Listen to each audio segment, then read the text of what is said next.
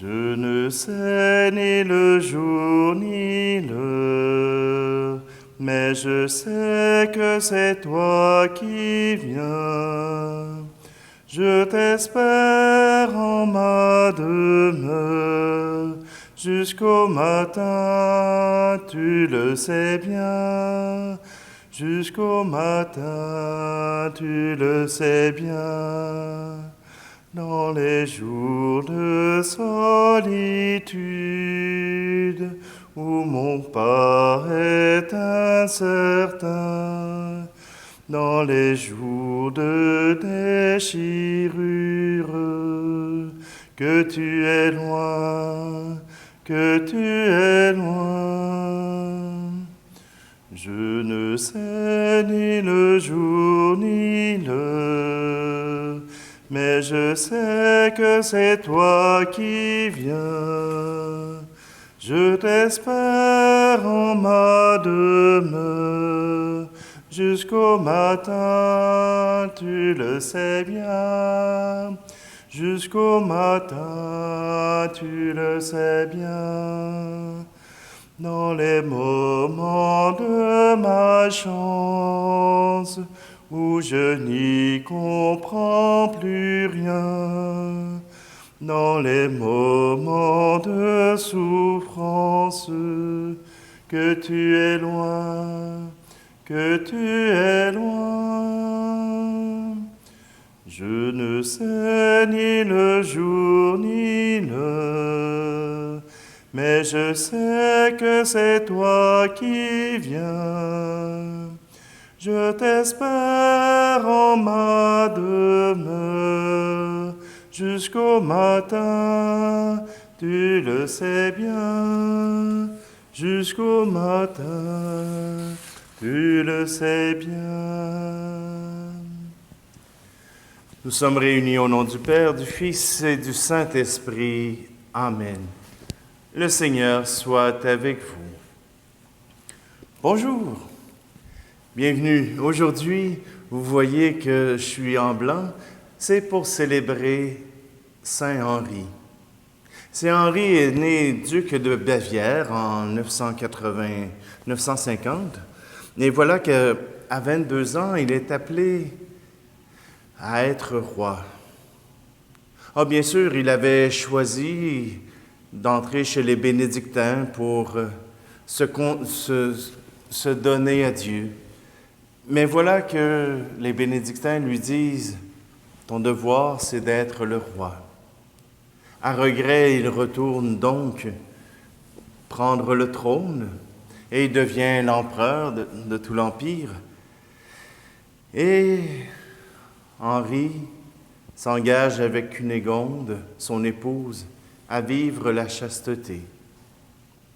Oui, il n'a pas renoncé à son rêve de tout donner à Dieu, et son épouse deviendra aussi Sainte Cunégonde. Henri a voulu tout d'abord prendre soin de l'Église. Il a fait réparer et construire de nouvelles églises, mais surtout il a voulu prendre soin de son peuple en nommant de saints évêques. Vous savez, aujourd'hui, on voit des prêtres et des évêques qui se sont donnés pour l'Église. Mais à l'époque de Saint Henri, l'évêque avait plus besoin de s'occuper de sa bourse que de s'occuper de ses fidèles. C'est pour cela que Henri a fait du ménage en nommant des évêques qui vivaient leur spiritualité et qui vivaient aussi pour rendre saint le peuple de Dieu. Alors, c'est pour cela que l'Église aujourd'hui nous le présente comme étant un modèle à suivre pour que dans notre vie, nous puissions prendre les décisions qui nous sont propres et pouvoir rendre grâce à Dieu, peu importe la manière. Pour Saint Henri, c'était en prenant soin de l'Empire, en prenant soin de l'Église. Alors, à notre tour, à notre manière de vivre notre empire, que ce soit sur nos familles, que ce soit chez nos amis. Nous sommes appelés à prendre soin de tout ce monde qui est sous notre emprise, sous notre désir d'aimer.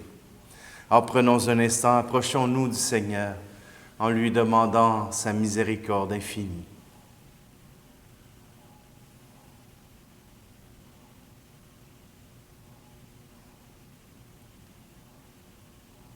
Seigneur, prends pitié de nous.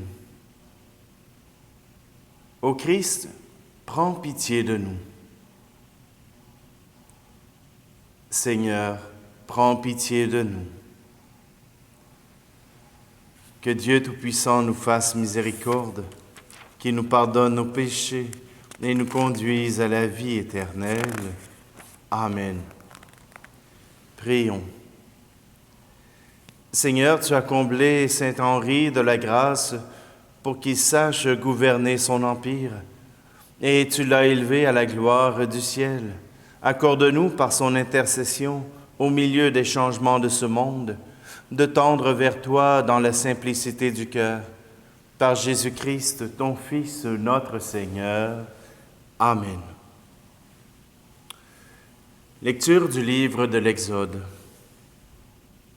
En ces jours-là, un homme de la tribu de Lévi avait épousé une femme de la même tribu.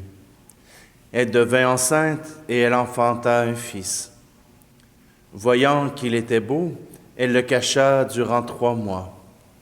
Lorsqu'il lui fut impossible de le tenir caché plus longtemps, elle prit une corbeille de jonc qu'elle enduisit de bitume et de goudron. Elle y plaça l'enfant et déposa la corbeille au bord du Nil, au milieu des roseaux. La sœur de l'enfant se tenait à distance pour voir ce qui allait arriver. La fille de Pharaon descendit au fleuve pour s'y baigner, tandis que ses suivantes se promenaient sur la rive. Elle aperçut la corbeille parmi les roseaux et envoya sa servante pour la prendre. Elle l'ouvrit et elle vit l'enfant. C'était un petit garçon, il pleurait. Elle en eut pitié et dit, « C'est un enfant des Hébreux. » La sœur de l'enfant dit alors à la fille de Pharaon, « Veux-tu que j'aille te chercher parmi les femmes des Hébreux une nourrice qui pour toi nourrira l'enfant? » La fille de Pharaon lui répondit, « Va. » La jeune fille alla donc chercher la mère de l'enfant. La fille de Pharaon dit à celle-ci, « Emmène cet enfant et nourris-le pour moi.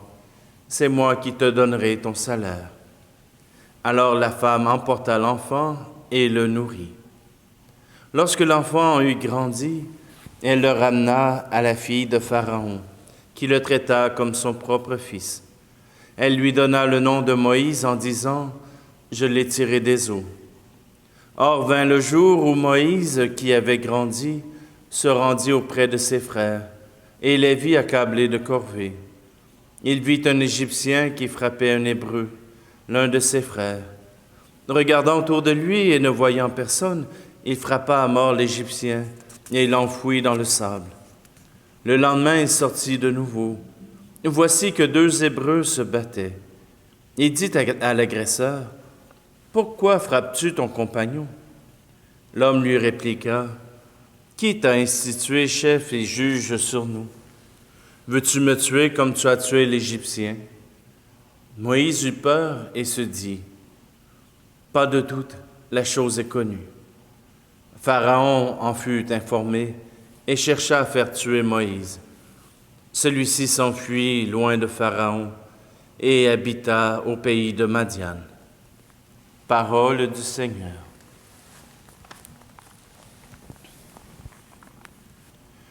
Tu es venu comme un des nôtres, et nous n'en croyons pas nos yeux. Tu es venu comme un des nôtres, visage d'homme au trait de Dieu. Tu es entré sur notre terre par la porte d'un grand amour, au cœur de Dieu et d'une mère, en pleine nuit donnant le jour. Tu es venu comme un des nôtres, et nous n'en croyons pas nos yeux. Tu es venu comme un des nôtres, visage d'homme au trait de Dieu. Tu as parlé notre langage, et les gens simples ont compris. Dans la beauté de tes images, la vérité de ton esprit. Tu es venu comme un des nôtres, et nous n'en croyons pas nos yeux. Tu es venu comme un des nôtres, visage d'homme au trait de Dieu. Tu as pris place à notre table, au même titre qu'un ami, entre démunis et notables, entre pécheurs et repentis. Tu es venu comme un des nôtres, et nous n'en croyons pas nos yeux. Tu es venu comme un des nôtres, visage d'homme au trait de Dieu.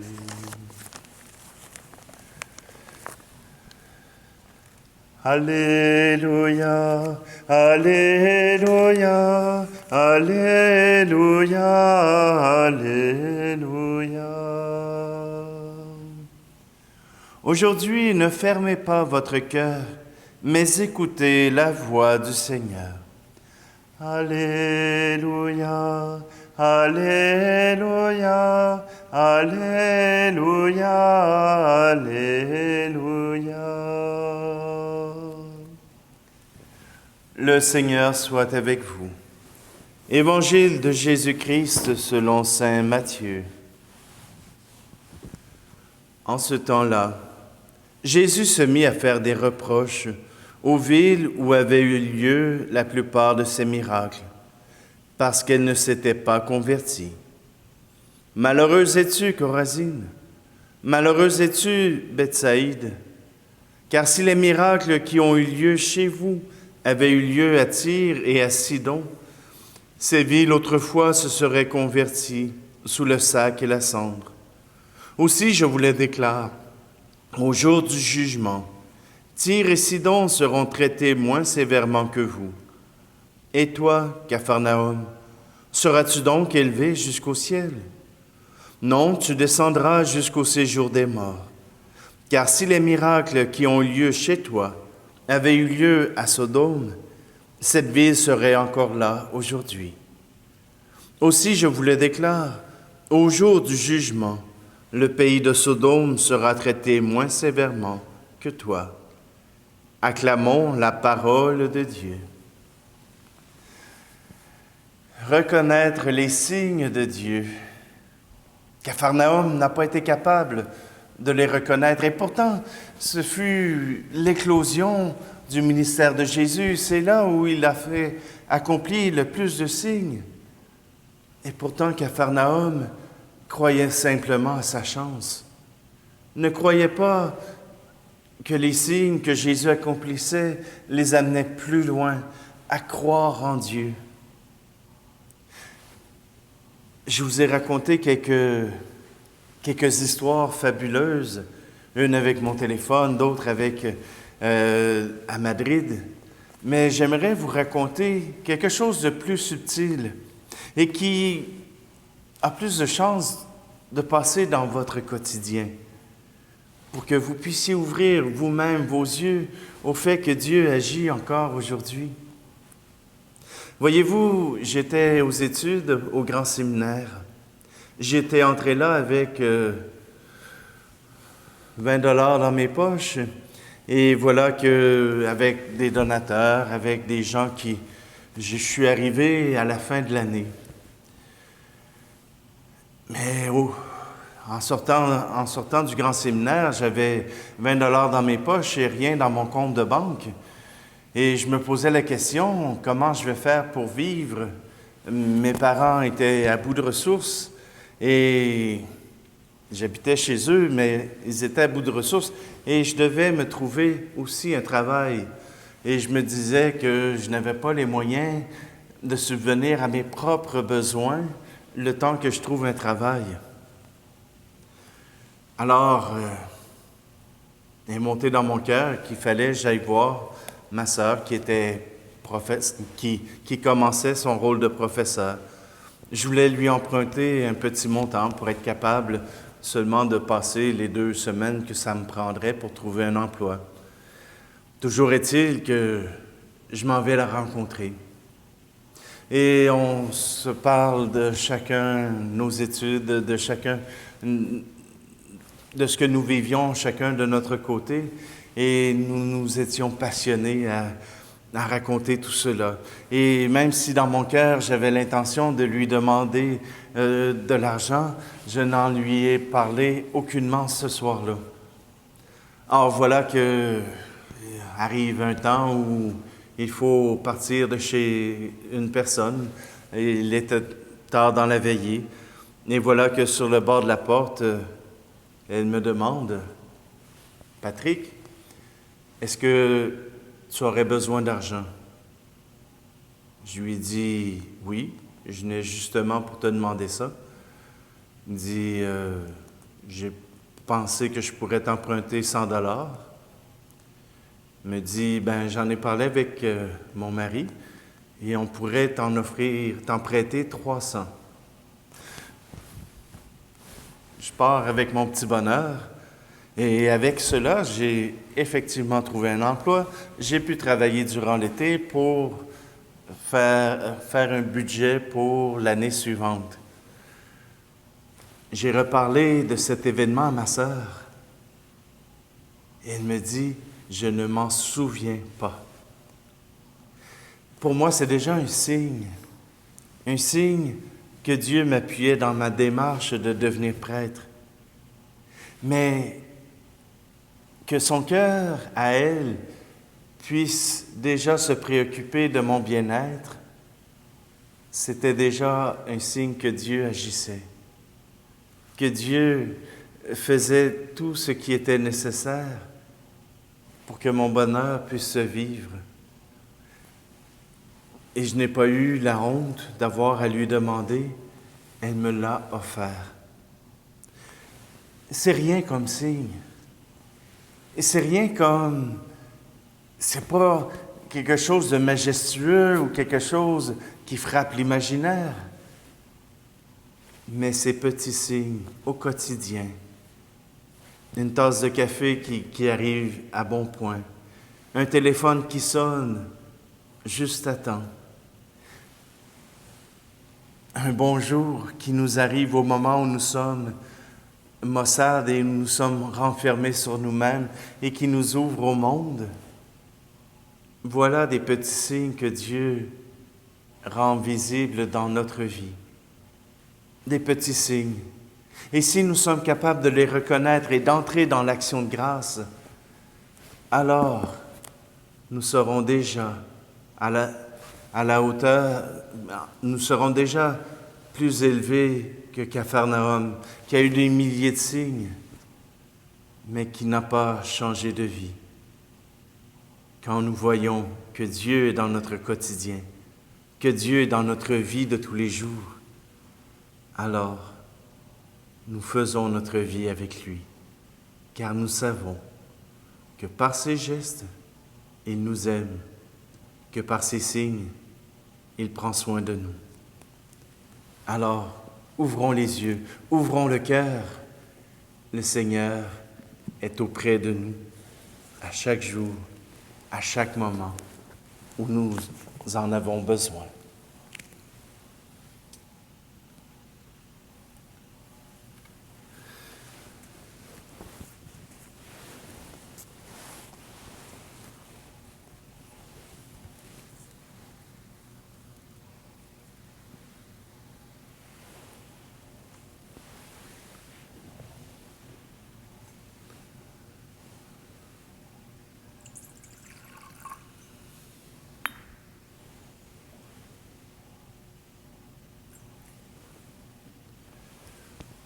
Tu es béni, Dieu de l'univers, toi qui nous donnes ce pain, fruit de la terre et du travail des hommes et des femmes.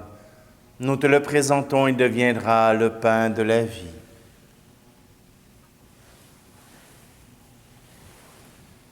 Tu es béni, Dieu de l'univers, toi qui nous donnes ce vin, fruit de la vigne et du travail des hommes et des femmes. Nous te le présentons, il deviendra le vin du royaume éternel.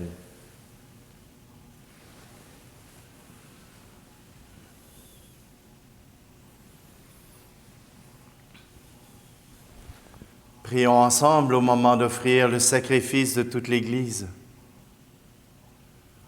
Grâce à l'offrande qui t'est présentée, Seigneur, en la fête de Saint-Henri, daigne accorder à tes fidèles les biens de l'unité et de la paix. Par Jésus le Christ, notre Seigneur. Amen. Le Seigneur soit avec vous. Élevons notre cœur. Rendons grâce au Seigneur notre Dieu. Vraiment, il est juste et bon de te rendre gloire, de t'offrir notre action de grâce toujours et en tout lieu. À toi, Père très saint, Dieu éternel et tout-puissant, car tu es glorifié dans l'assemblée des saints. Lorsque tu couronnes leurs mérites, tu couronnes tes propres dons. Dans leur vie, tu nous procures un modèle, dans la communion avec eux, une famille, et dans leur intercession, un appui, afin que, soutenus par cette foule immense de témoins, nous courions jusqu'au bout l'épreuve qui nous est proposée et recevions avec eux l'impérissable couronne de gloire par le Christ notre Seigneur. C'est par lui que les anges célèbrent ta grandeur, que les esprits bienheureux adorent ta gloire, que s'inclinent devant toi les puissances d'en haut et tressaillent d'une même allégresse les innombrables créatures des cieux. À leur hymne de louange, laisse-nous joindre nos voix pour chanter et proclamer. Sanctus, Sanctus, Sanctus Dominus. Béni soit celui qui vient au nom du Seigneur. Hosanna, Hosanna, Hosanna au plus haut des cieux. Ciel et terre sont remplis de ta gloire.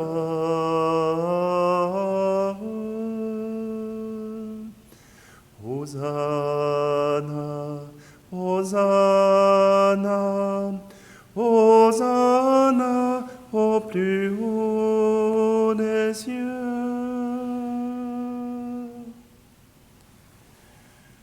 Toi qui es vraiment saint, toi qui es la source de toute sainteté, Seigneur, nous te prions. Sanctifie ces offrandes en répandant sur elles ton esprit, qu'elles deviennent pour nous le corps et le sang de Jésus le Christ, notre Seigneur. Au moment d'être livré et d'entrer librement dans sa passion, il prit le pain. Il rendit grâce et le rompit, et le donna à ses disciples en disant, « Prenez et mangez-en tous. Ceci est mon corps livré pour vous. »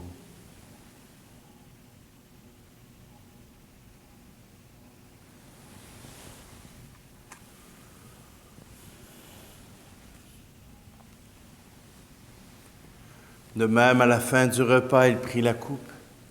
De nouveau, il rendit grâce et la donna à ses disciples en disant, « Prenez et buvez-en tous, car ceci est la coupe de mon sang, le sang de l'alliance nouvelle et éternelle, qui sera versé pour vous et pour la multitude en rémission des péchés. Vous ferez cela en mémoire de moi. »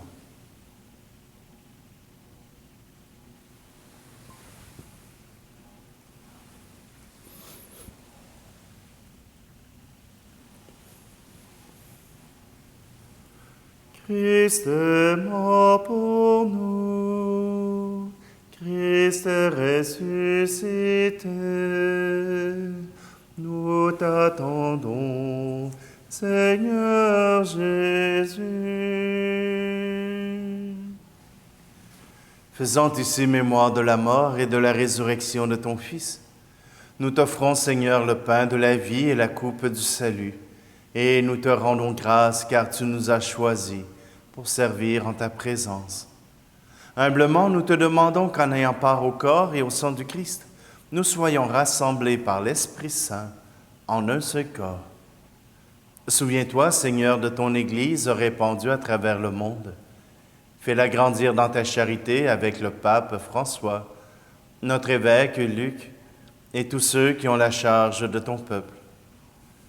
Souviens-toi aussi de nos frères et sœurs qui se sont endormis dans l'espérance de la résurrection et de tous les hommes et femmes qui ont quitté cette vie. Aujourd'hui, nous voulons te prier pour Jeanne et Georges Caplet. Reçois-les dans ta lumière auprès de toi. Sur nous tous, enfin, nous implorons ta bonté. Permets qu'avec la Vierge Marie, la bienheureuse Mère de Dieu, avec Saint Joseph, son époux, les apôtres et les saints de tous les temps qui ont vécu dans ton amitié, nous ayons part à la vie éternelle et que nous chantions ta louange par Jésus-Christ, ton Fils bien-aimé. Par lui, avec lui et en lui, à toi, Dieu le Père Tout-Puissant, dans l'unité du Saint-Esprit, tout honneur et toute gloire pour les siècles des siècles. Amen.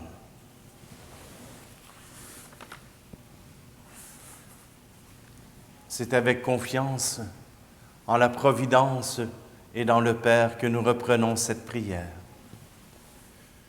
Notre Père qui es aux cieux, que ton nom soit sanctifié, que ton règne vienne, que ta volonté soit faite sur la terre comme au ciel. Donne-nous aujourd'hui notre pain de ce jour. Pardonne-nous nos offenses, comme nous pardonnons aussi à ceux qui nous ont offensés. Et ne nous laisse pas entrer en tentation, mais délivre-nous du mal. Délivre-nous de tout mal, Seigneur, et donne la paix à notre temps. Par ta miséricorde, libère-nous du péché. Rassure-nous devant les épreuves en cette vie, où nous espérons le bonheur que tu promets, et l'avènement de Jésus-Christ, notre Sauveur. Car c'est à toi qu'appartiennent le règne, la puissance et la gloire, pour les siècles des siècles. Seigneur Jésus-Christ, tu as dit à tes apôtres, « Je vous laisse la paix. Je vous donne ma paix. » Ne regarde pas nos péchés, mais la foi de ton Église, pour que ta volonté s'accomplisse. Donne-lui toujours cette paix et conduis-la vers l'unité parfaite, toi qui règnes pour les siècles des siècles. Amen. Que la paix du Seigneur soit toujours avec vous. Agneau de Dieu, qui enlève le péché du monde, prends pitié de nous. Agneau de Dieu, qui enlève le péché du monde, prends pitié de nous. Agneau de Dieu, qui enlève le péché du monde, donne-nous la paix.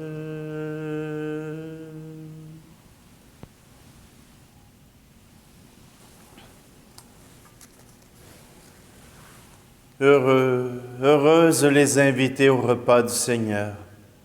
Voici Jésus, voici l'agneau de Dieu qui enlève le péché du monde. Seigneur, je ne suis pas digne de te recevoir, mais dis seulement une parole et je serai guéri.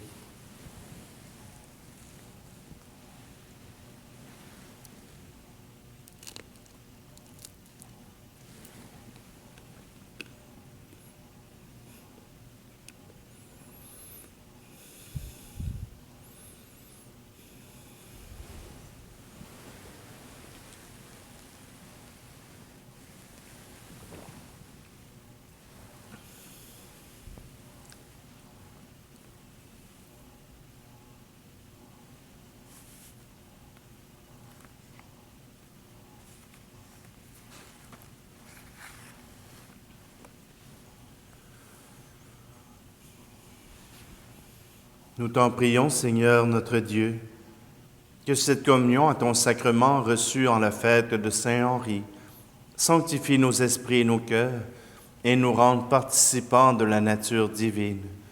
Par Jésus le Christ, notre Seigneur. Amen. Alors simplement pour un petit message pour les paroissiens de la paroisse Cœur Immaculé de Marie, ou pour ceux qui sont en proximité. À partir du 17 juillet jusqu'au 25 juillet, il y aura une neuvaine à Sainte-Anne, à l'église Sainte-Anne de Denville. Cela se déroulera à 18h30 jusqu'à 19h.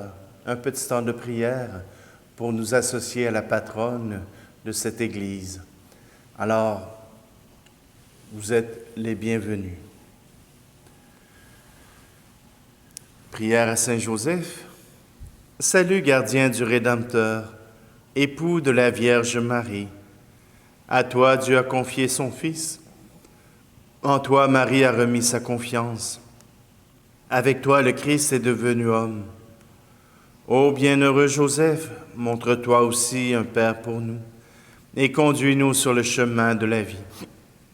Obtiens-nous grâce, miséricorde et courage, et défends-nous de tout mal. Amen. Le Seigneur soit avec vous, et que Dieu Tout-Puissant vous bénisse, celui qui est Père, Fils et Esprit Saint. Amen. Allez dans la paix et la joie du Christ.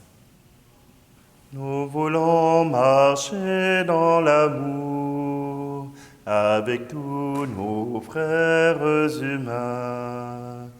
Nous voulons marcher dans l'amour avec Dieu sur nos chemins.